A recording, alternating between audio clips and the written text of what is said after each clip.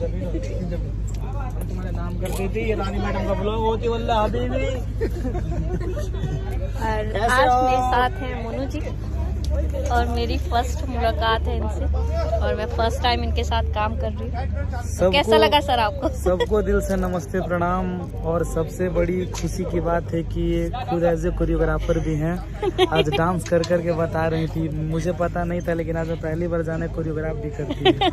नहीं ऐसी बात नहीं। और पहली बार काम कर रहा हूँ उनके साथ दिल्ली में, बहुत ही अच्छा लग रहा है और बहुत ही मजा आ रहा है काम करके। और बहुत ही खूबसूरत सॉन्ग है। सॉन्ग भी बहुत बढ़िया बढ़िया है एकदम, जो मैं बहुत बेसब्री से इंतजार करूंगी कि जल्दी वीडियो आए क्योंकि बहुत मेहनत कर रहे हैं इस सॉन्ग में।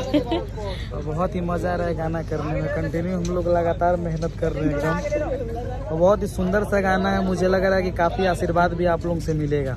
हाँ, फिल्म देख अब के सारी के गाने का वर्ड है, बहुत ही खूबसूरत मोनू जी ने गाया है और मैं तो फर्स्ट टाइम मिल रही हूँ तो मुझे तो बड़ा अच्छा लगा।